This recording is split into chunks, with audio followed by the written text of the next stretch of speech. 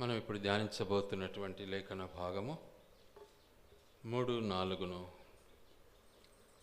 కొద్దిగా పోయిన వారంలో కూడా 3ను జ్ఞాపకం చేసుకున్నాం. అయినా మరలా దాన్ని అనుసరిస్తాం. 3వ వచనం, యుద్ధ సన్నాహ దినమున నీ ప్రజలు ఇష్టపూర్వకముగా వచ్చెదరు.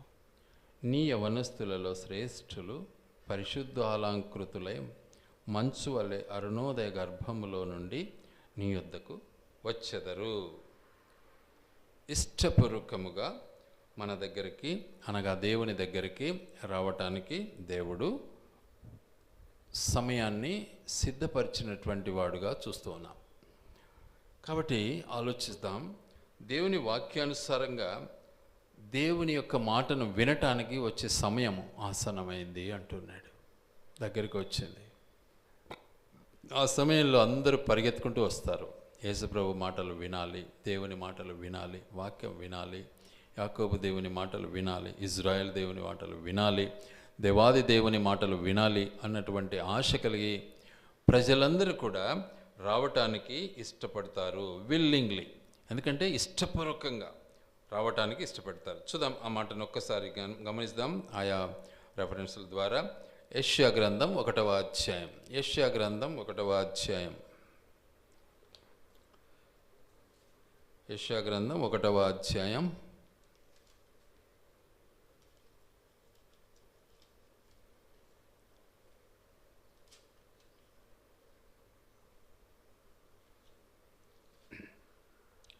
19వ వచనం చదువుకుందాం.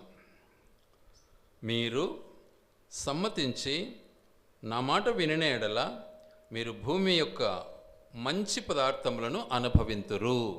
సమ్మతించి నా మాటలు వినిన ఎడల భూమి యొక్క మంచి పదార్థములను అనుభవింతురు. సమ్మతించాలి. దేవుని మాటకు మనము విధేయులం కావాలి. అది దేవుని యొక్క ఉద్దేశం. చెప్పడం తెలుసు కానీ అనుభవించడం మన చేత కావటంలే. చెప్పుతాం, బాగానే ఉంటుంది. ఎవరు అనుభవించాలి? ఒకసారి ఆలోచించాలి. మనం దేవుని మాట వినాలయ్యా అంటాం. ఎవరు వినాలి? చెప్పేవాడు వినాలనా లేదా? వినాలి. వినేవాడు వినాలి. కాబట్టి దేవుని మాట విని ఆ ప్రకారం మనము ముందుకు సాగినట్లయితే ధన్యులమవుతాం. భూమి యొక్క మంచి పదార్థాలను మనము అనుభవించడానికి దేవుడు మనకు కృప చూపుతూ ఉన్నాడు. కృప ఇదంతా గనుక అట్టి కృపకు యోగ్యంగా మన జీవితాలను మనము అమర్చుకోవటానికి దేవుడు మనల్ని ప్రేరేపించాలని ఇష్టపడ్డాడు. కాబట్టి సమయం వస్తూ ఉంది, ఆసనమైంది. దేవుని యొక్క రాకడ సమీపిస్తూ ఉంది. ఆయన రాకడ కొరకు సిద్ధపడటంలో ప్రజలందరినీ కూడా దేవుడు ఏం చేస్తున్నాడు? మేల్కొల్పు చేస్తూ ఉన్నాడు, మెలకువ చేస్తూ ఉన్నాడు, కనువిప్పు చేస్తూ ఉన్నాడు. కాబట్టి ఆ దేవుని మాట విని ఆ ప్రకారం మనం నడుచుకుంటే మనకు మంచి పదార్థాన్ని ఇవ్వటానికి ఇష్టపడతాడు. అతి ప్రాముఖ్యమైనటువంటి మంచి పదార్థం యేసుక్రీస్తు ప్రభు అంటాడు, నా శరీరమును తిని నా రక్తమును త్రాగువాడే ఏమంటాడు? నిత్య జీవము కలవాడు అంటాడు. అంటే పరలోక రాజ్యానికి వారసుడు. ప్రభు రాజ్యంలో మనము చేరటానికి మనకు యోగ్యత లభిస్తుంది. అట్టి ఆధిక్యతను మనం అనుభవించాలన్నది దేవుని యొక్క ముఖ్య ఉద్దేశం. గనుక ప్రభువులో మనం కొనసాగాలి. ప్రభు మాట మనం వినాలి. ప్రభువుకు మనము లోబడాలి. అందుకనే జనములారా అంటాడు. జనములారా 96వ కీర్తన 96వ కీర్తన ఒక మాట జ్ఞాపం చేసుకుందాం. 96వ కీర్తన 96వ కీర్తన 7, 8, 9 వచనాలు మనం చదువుకుందాం.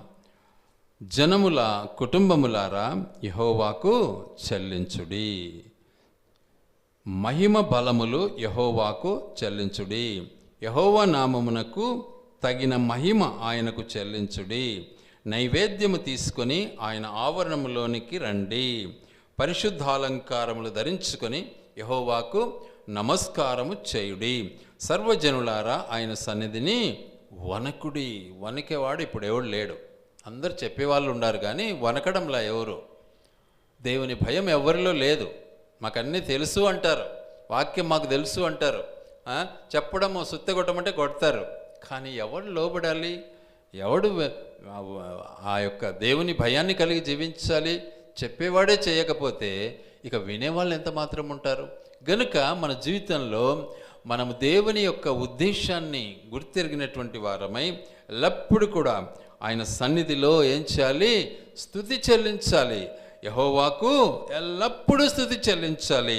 యెహోవాకు ఎల్లప్పుడూ మన యొక్క బలము, మన శక్తి, దేవుడు మనకిచ్చిందంతా కూడా ఆయనకు చెల్లించడానికి మనము సిద్ధ మనస్సు కలిగినటువంటి వారంగా ఉండాలి. దేవుని యొక్క ఉద్దేశం అది. అట్టి మన యొక్క స్తుతి యాగాన్ని ఆయన స్వీకరించడానికి సిద్ధంగా ఉన్నాడు. అందుకే ఆయన అంటాడు, యెహోవాకు చెల్లించుడి, యెహోవాకు చెల్లించుడి. గనుక ఆయనకి ఇవ్వటంలో మనం వెనకంజ వేస్తూనే ఉంటాం. ఆయనకి ఇవ్వలేం. ఎందుకు ఇవ్వలేము? రకరకాల మాటలకు బానిసలమైపోతూ ఉంటాం, రకరకాల మాటలకు బానిసలమైపోతూ ఉంటాం, రకరకాల క్రియలకు బానిసలమైపోతూ ఉంటాం, రకరకాల ఆలోచనలకు మనం బానిసలమైపోతూ ఉంటాం.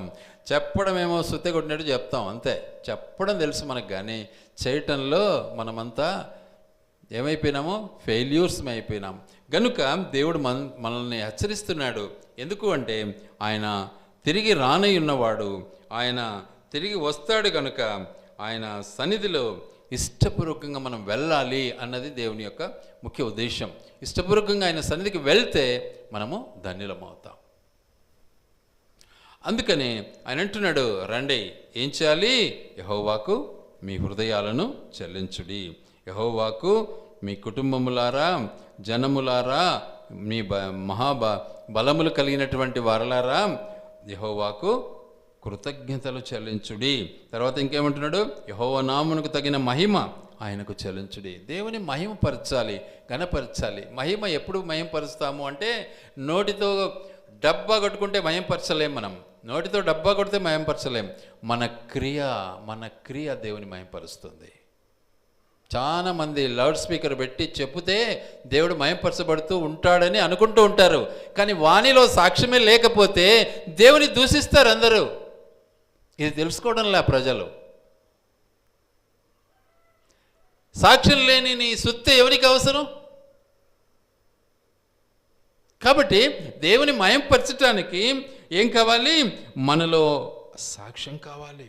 మనము ముందు లోబడిన వారం కావాలి, ఆయనను మహిమపరిచే వారంగా ఉండాలి. అప్పుడు మన యొక్క దేవుని వాక్యాన్ని వినటంలో అందరికీ కూడా ఆసక్తికరంగా ఉంటుంది. అందుకని వాక్యం సెలవిస్తున్నమాట, నైవేద్యమును తీసుకొని ఆయన ఆవరణములలోనికి రండి. ప్రతి ఆదివారం అందరం కూడా దేవుని ఆరాధించాలి అంటూ ఉంటాం. ఆదివారం ఆరాధించి సోమవారం ఏం చేస్తాం? భయంకరమైనటువంటి చీకటి జీవితానికి అలవాటు పడిపోతూ ఉంటాం.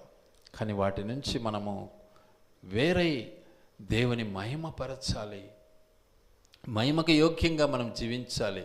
అది దేవుని యొక్క ముఖ్య ఉద్దేశం. అట్టి దేవుని యొక్క ఉద్దేశాన్ని మనము ఏం చేయాలి? నిజంగా సంపూర్ణముగా దేవుణ్ణి ఆరాధించే వారంగా ఉండాలి. ఏమంటున్నాడు ఇక్కడ 9వ వచనంలో అంటాడు, ఏమంటాడు? పరిశుద్ధ అలంకారములు ధరించుకొని యెహోవాకు నమస్కారం. పరిశుద్ధమైనటువంటి అలంకారాలు ఎలా ఉంటాయి? దేవుని పోలి ఉంటాయి. పరిశుద్ధమైనటువంటి అలంకారం ఎవరికి ఉంది? దేవునికి ఉంది. అట్టి అలంకరణ మనకు అవసరం. పరిశుద్ధత చాలా అవసరం. మన ప్రవర్తన,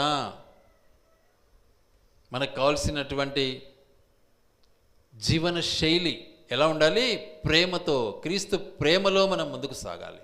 అది దేవుని యొక్క ఉద్దేశం. గనుక దేవుడు అంటాడు, చాలా స్పష్టంగా అంటాడు. చూద్దాం ఆ మాటను ఒకసారి. మీకా గ్రంథము,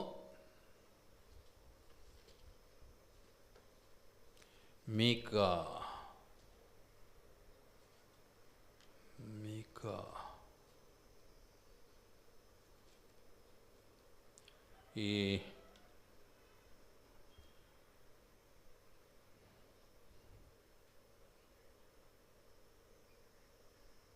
6వ అధ్యాయం 8వ వచనం చదువుకుందాం. మనుషుడా, ఏది ఉత్తమమో అది నీకు తెలియచేయబడి ఉన్నది. న్యాయముగా నడుచుకుంటయు, కనికరమును ప్రేమించుటయు, దీన మనస్సు కలిగి నీ దేవుని ఎదుట ప్రవర్తించుటయు. ఇది పరిశుద్ధ అలంకారానికి కావలసినటువంటి అలంకరణ. న్యాయంగా నడుచుకోవాలి. మాట మాట్లాడామా, మాటకు తగినట్లు మన బ్రతుకును మార్చుకోవాలి. మన తలంపులు దేవునికి మహిమకరంగా ఉండాలి.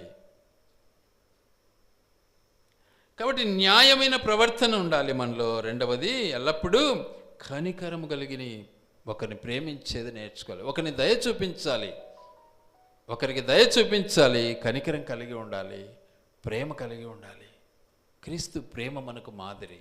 మించింది ఏదీ లేదు, దానికి మించింది. మిగతా అన్ని ప్రేమలు అన్ని మోసాలే. క్రీస్తు ప్రేమ స్వచ్ఛమైనటువంటి ప్రేమ. అట్టి ప్రేమకు మనము వారసులం కావాలి. తర్వాత విషయం ఏమంటున్నాడు? దీన మనస్సు కలిగి జీవించేది నేర్చుకోవాలి. రెండు మాటలు నేను ఇప్పుడుకొని చెప్తానే అయిపోయి మనోనికి వచ్చేసి ఉంటుంది. ఏంటిది? ఏమొచ్చింటుంది? గర్వం వచ్చింటుంది. ఇగో అంటారు దాన్ని. 10 రూపాయలు సంపాదించకుండానే వచ్చేసింది మనోనికి గర్వం. ఫినిష్. ఇంకెవడు కానరాడు. కాబట్టి దీన మనస్సు మనకు అవసరం. నీ డబ్బు, నీ ఆస్తి, నీ అంతస్తు, నీ జ్ఞానము, నీ గొప్పతనము కాదు ఇక్కడ. దేవుని యందు మనము దీన మనస్సు కలిగినటువంటి వారం. ఎందుకంటే మన దేవుడు దీనుడు, మన దేవుడు ప్రేమమయుడు, మన దేవుడు న్యాయవంతుడు. అందుకే అంటున్నాడు, ముందే చెప్పినాను ఇవన్నీ నీకు, ఏ మంచిదో అవన్నీ నీకు ముందు చెప్పాను అంటున్నాడు. వాటిని మనం అనుసరించే వారముగా ఉండాలని దేవుడు మనతో మాట్లాడుతూ ఉన్నాడు. అట్టి ఆరాధన దేవుడు ఇష్టపడేవాడుగా ఉన్నాడు. మనం అలా ఉన్నామా? ఒకసారి జ్ఞాపం చేసుకుందాం. నా జీవితం గర్వముతో కూడింది, చీకటితో కూడింది, భయంకరమైనటువంటిది. ప్రభువా, నీవిచ్చిన రక్షణ మేరకు, తండ్రి నీవిచ్చిన ఆధిక్యతను బట్టి, నీ యొక్క దీనత్వాన్ని అనుభవించటంలో కృప చూపిన మన దేవుడు, ఆయన్ని స్తుతిస్తాం, ఆయన్ని ఆరాధిస్తాం. న్యాయబద్ధమైనటువంటి జీవితం మనకు దేవుడు ప్రసాదించాడు.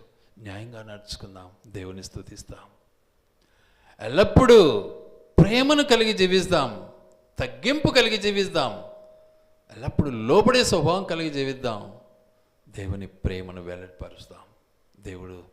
దేవునికి మహిమ కలుగునుగాక. దేవుడు మహిమపరచబడాలి. గనుక అట్టి క్రియలు మనం చేయటం వల్ల దేవుడు మనకేమిస్తున్నాడు? భూమిపైన మంచి పదార్థాలు ఇస్తున్నాడు. చూసారా? దేవుడు మనకేం చేస్తున్నాడు? మంచి పదార్థాలు భూమిపైన సిద్ధం చేశాడు. అట్టి ఆధిక్యతను దేవుడు మనకిస్తున్నాడు. అందుకే సాక్ష్యానుసారమైన జీవితం దేవునికి అవసరం. కొరింథీయులకు రాసినటువంటి 2వ పత్రిక 8వ అధ్యాయము. కొరింథీయులకు రాసిన 2వ పత్రిక 8వ అధ్యాయం మొదటి 4 వచనాలు చదువుకుందాం. సహోదరులారా, మాసిడోనియా సంఘములకు అనుగ్రహింపబడి ఉన్న దేవుని కృపను గూర్చి మీకు తెలియచేయుచున్నాను. ఎలైనగా మీరు బహుశ్రమ వలన పరీక్షింపబడగా అత్యధికముగా సంతోషించిరి. అబ్బా! మరియు వారు నిరుపేదలైనను వారి దాతృత్వము బహుగా విస్తరించెను. ఎంత గొప్ప విషయం అండి! ఏమంటున్నాడు ఇక్కడ? బహుగా కష్టపడ్డారు, ఎంతో నిరుపేద జీవితం అనుభవిస్తూ ఉన్నారు. కానీ వాళ్ళలో ఏమొచ్చేసింది? ఎంత శ్రమ పడినప్పటికీ, ఎంత పరీక్షింపబడినప్పటికీ వాళ్ళు ఏం చేస్తున్నారు? సంతోషిస్తున్నారు ప్రభువులో. మనం అది నేర్చుకోవాలా. ఆ సంతోషం మనకు కావాలి. ఒకసారి నిజంగా జ్ఞాపకం వస్తుంది నాకు అన్ని విషయాల్లో. నేనైతే మర్చిపోలేను నా జీవిత విధానం. నా దేవుడు నన్ను ఎలా తెచ్చాడంటే, ఒకసారి రూతును జ్ఞాపం చేసుకుంటే, మా తల్లి భర్తను కోల్పోయింది, అత్త ఆధీనంలో ఉంది. మరి ఏమంటారు, చెయ్యి ఆడకుంటేనా ఏదో అంటారు కదా, డొక్క ఆడదు అన్నట్టుగా పని చేయకపోతే వాళ్లకు ఆహారం లేదు. అలాంటి పరిస్థితిలో చెప్పాలి అంటే రూతు ఎంత బాధపడి ఉండాలి. సంతోషంగా, అత్త నువ్వు పంపిస్తే నేను వెళ్తాను, కొన్ని అవి ఏమంటారు ఆ కర్రలు వదిలిపెట్టినట్టు ఏరుకొని వస్తాను అంటాడు. ఎందుకో ఆ పని ఆమెకు చేత కాదు కదా. ఆ రోజుల్లో ఆ పని చేసి ఉండకపోవచ్చు. వెంటనే అత్త సానుకూలంగానే పోయిరమ్మా అన్నప్పుడు ఆమె వెళ్ళి కర్రలు ఏరుకుంటూ ఉంది. అత్తకు లోబడిన జీవితం, పెద్దలకు లోబడిన జీవితం, తల్లిదండ్రికి లోబడిన జీవితం.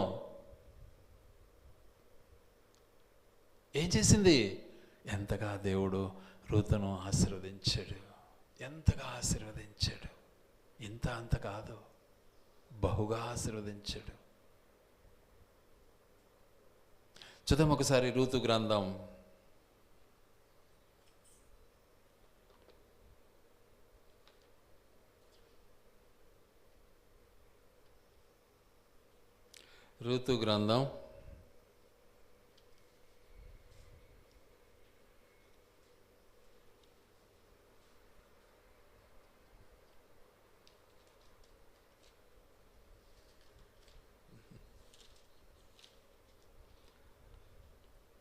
2వ అధ్యాయం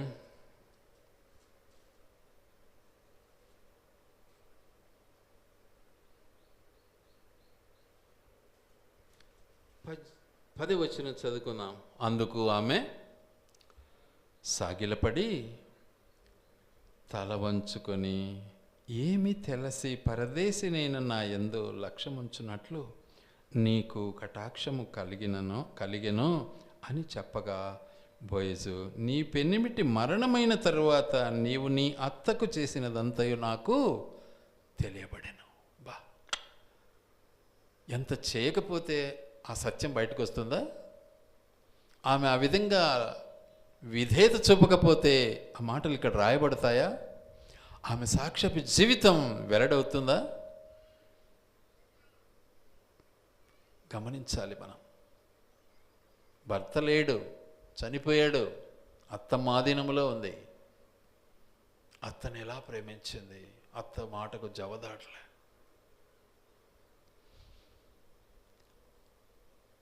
బోయజ్ అంటున్నాడు ఇక్కడ, ఏమంటున్నాడు? నీవు నీ అత్తకు చేసినదంతయు నాకు తెలియబడెను. నీవు నీ తల్లిదండ్రులను నీ జన్మభూమిని విడిచి ఇంతకు ముందు నీవు ఎరుగని జనమునద్దకు వచ్చితివి. యెహోవా నీవు చేసిన దానికి ప్రతిఫలమిచ్చును. ఇజ్రాయేలీయుల దేవుడైన యెహోవా రెక్కల క్రింద సురక్షితంగా నుండునట్లు నీవు వచ్చితివి. ఆయన నీకు సంపూర్ణమైన బహుమానం ఇచ్చునని ఆమెకు ఉత్తరమిచ్చను. చూసారా ఏం పని చేస్తుంది ఈమె? ఆ తోటలో, ఏం తోట అది?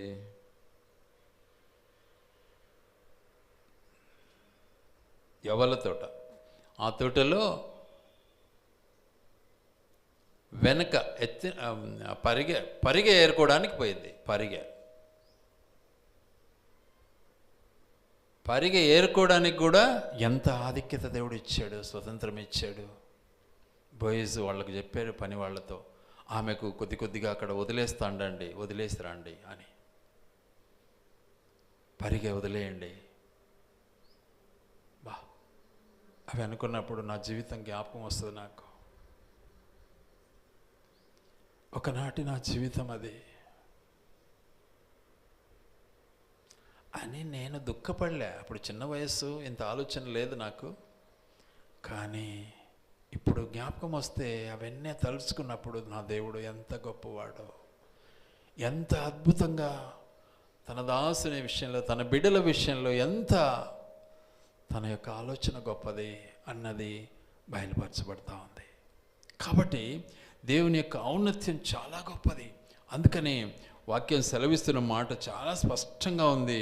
చాలా చక్కగా దేవుని వాక్యము మనతో మాట్లాడుతూ ఉంటుంది. కనుక మనం ఎల్లప్పుడూ కూడా ఏమంటున్నాడు ఇక్కడ? చాలా స్పష్టంగా అంటున్నాడు, దేవుని కృపను గూర్చి మీకు తెలియచేయుచున్నాను. ఏమనగా, వారు బహుశ్రమల వలన పరీక్షింపబడిన బడగా. ఎంత శ్రమను అనుభవించినటువంటి జీవితం అది. భర్త లేడు, ఒంటరిగా ఉంది, విధవరాలు, తల్లి ఆధీనంలో ఉంది. వాస్తవానికి ప్రజల మధ్యన విధవరాళ్ళు ఉంటే ఎంత హీన దశలో చూస్తారు ప్రజలు. ఒంటరిగా ఉంటే ఎంతో చాలా నీచంగా చూస్తారు ప్రజలు. కానీ దేవాది దేవుడు అంటున్నాడు ఇక్కడ, పరీక్షింపబడగా అత్యధికమైన సంతోషం కలిగింది. ఇప్పుడు నిజంగా మరి రూతును ఒకసారి జ్ఞాపం చేసుకుంటే ఆమెకి ఎంత సంతోషం వచ్చేసింది. బోయజ్ అన్నాడు, భయపడద్దు, నువ్వు ఇక్కడే ఉండవు, ఇక్కడే ఈ స్థలంలోనే, ఈ భూమిలోనే, ఈ తోటలోనే దేవుడు నిన్ను కాపాడుతాడు, దేవుడు నిన్ను ఆశీర్వదిస్తాడు, దేవుడు నీకు గొప్ప బహుమానం ఇస్తున్నాడు అంటున్నాడు. ఎప్పుడు నీ కష్టాలలో సంతోషించేది నేర్చుకో. మనకు రోంత ఇబ్బంది కలుగుతానే అసూయ వస్తుంది, రోంత ఇబ్బంది కలుగుతానే గర్వం వస్తుంది, రోంత ఇబ్బంది కలుగుతానే పక్కన చూస్తాం వాడిట్లా ఈడిట్లా అని. భయంకరమైన ఆలోచనలు మనలో సాదాసీదాగా ఉండవు అసలు. ఏంటి మన బ్రతుకు ఒకసారి ఆలోచిస్తే. ఆ తర్వాత అంటాడు, ఈ కృప విషయంలోనూ పరిశుద్ధుల కొరకైన పరిచర్యలో పాలు పొందు విషయంలోనూ మనపూర్వకముగా మమ్మును వేడుకొనుచు వారు తమ స్వాస్థ్యముల కొలది గాక సామర్థ్యము కంటే ఎక్కువగాను తమంతట తామే ఇచ్చిరని మీకు సాక్ష్యం ఇచ్చుచున్నాను. వాస్తవానికి మనం ఇచ్చే దాంట్లో చాలా వెనకుంటాం. చూసుకోండి, దేవునికి, దేవుని పనికి, దేవుని బిడలకు ఇవ్వటంలో మనం వెనకంజ వేస్తాం. మన చెయ్యి రాదు, కానీ మన దేవుడైతే చెయ్యి ముడుచుకోలే, చాపాడు.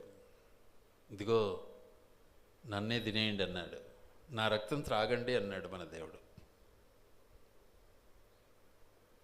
అలాగే నిజంగా చెప్పాలి అంటే వాళ్ళ యొక్క పరిస్థితిని ఒక్కసారి గమనిస్తే, అక్కడ ఉన్నటువంటి వారు మాసిడోనియా వాళ్ళు ఏం చేశారు, వాళ్ళ శక్తిని మించిన సామర్థ్యం కొలదియే కాక సామర్థ్యము కంటే ఎక్కువగా తమంతట తామే ఏం చేశారు, ప్రభువుకి ఇవ్వటంలో వెనకంజ వేయాల, సంతోషంగా ఇవ్వటం ఇష్టపడ్డారు.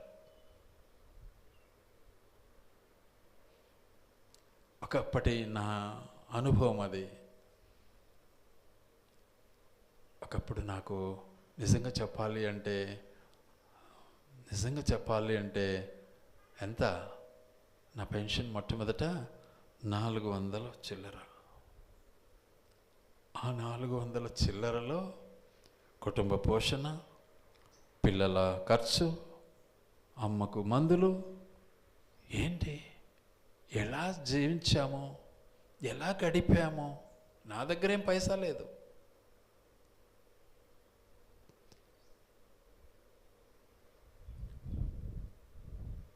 కాబట్టి ఇవన్నీ ఒకసారి నేను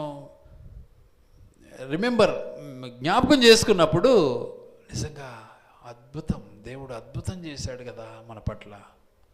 అలాంటి దేవుని ఎలా మనం విడిచిపెడతాం? అలాంటి దేవుని మనం ఎలా ఆరాధించకుండా ఉంటాం?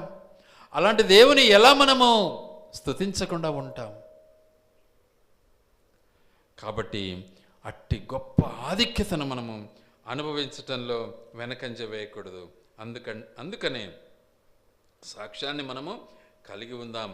అన్ఫేడింగ్. మనం ఎల్లప్పుడూ కూడా ఎట్లుండాలి చూద్దాం. ఎట్లుండాలని చెప్తాడు వాక్యంలో. కీర్తనకారుడు ఒక మాట అంటాడు. ఎట్లుండాలంటాడంటే చూడండి, మొదటి కీర్తన 3వ వచనం ఏమంటాడంటే, అతడు నీటి కాలువల యోరను నాటబడినదై ఆకువాడక తన కాలమందు ఫలమిచ్చు చెట్టు వలె ఉండును. అతడు చేయునదంతయు సఫలమగును. పచ్చగా వర్ధిల్లాలి. నీటి కాలువ యోరన మనము వాడబడకుండానట్లు మనము నిజంగా పచ్చగా ఫలించాలి అంటున్నాడు దేవుడు. అలాంటి అనుభవం దేవుడు మనకు ఇవ్వాలని ఇష్టపడుతున్నాడు.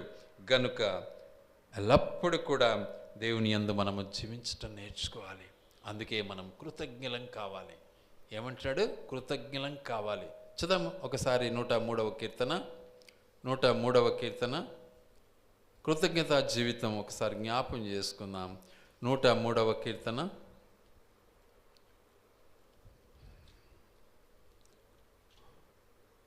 5వ వచనం చదువుకుందాం. పక్షిరాజు యవ్వనం వలె నీ యవ్వనము కృతదగుచుండునట్లు మేలుతో నీ హృదయమును తృప్తిపరచుచున్నాడు. ఒకసారి ఆలోచిస్తే ఆనాటికి ఈనాటికి ఎంత పరిస్థితి. నేను చెప్పిన సమయము ఆ రోజు కూడా ఇదే పిల్లలు ఉన్నారు, ఈరోజు కూడా అదే పిల్లలు ఉన్నారు. ఇంకా ఆ రోజుల్లో మా అమ్మ ఉండేది, ఈ రోజులో అమ్మ లేదు.